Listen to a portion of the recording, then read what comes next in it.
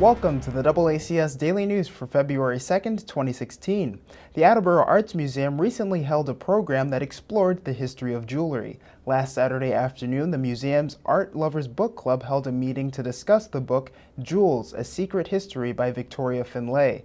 Laura Johnson of Historic New England gave a special presentation about the book, and we briefly spoke with her about it. Thank you so much for that introduction. And I think you hit on the reason this book is so powerful for me, and I think hopefully for those of you who read it, that it is personal, it's engaging, right? We all own jewelry that resonates with us, that has stories associated with it. And this provided, I think, such an interesting, different way to think about the pieces that we choose to wear every day. So I was honored that you asked me to join you today and talk about a topic that is truly near and dear to my heart. My name's Laura Johnson. I'm the Associate Curator at Historic New England, and we are here today at the Attleboro Arts Museum for their book club meeting, where they were discussing Jewels, A History by Victoria Finlay. The idea of exploring not only the ancient past of a gem and the gem on its own, rather than set as a piece of jewelry, but the stone and its power and its resonance, and her exploration of how that changed over time, how their acquisition and interpretation changed over time is what fascinates me. Oh, I've always loved jewelry, but it was more from a professional standpoint. It was more the idea of costume and adornment as a way to tell one's life story.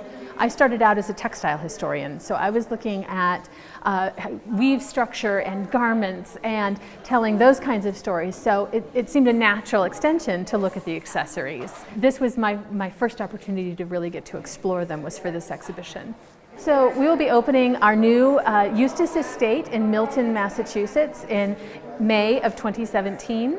And the inaugural exhibition will be Mementos, Jewelry of Life and Love from Historic New England, which will be on view for about 9 to 12 months there. These are talks that reflect my interests in my research, but are really going to be more in the background of the exhibition overall. They'll come out in the labels and to a certain extent in other writing that I'm doing about the show, but this is my opportunity to really go into depth about some of these topics that I love so much. I would say that if they're interested in jewelry history, they could take a look at our website, first of all, jewelryhistory.org. That's a good way to get into our collection, and we have a great deal of information and bibliographies about jewelry on our website. But there are also some good overall guides and some really fantastic histories of different jewelers in their past.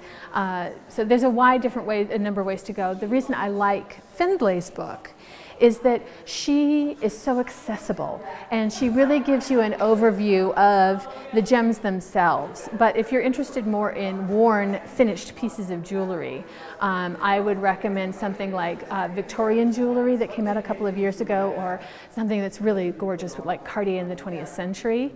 And then we will also be bringing a book about our collection starting in next year, so people can look for that as well. That's it for today's update. For DoubleACS News, I'm Austin Ricketts.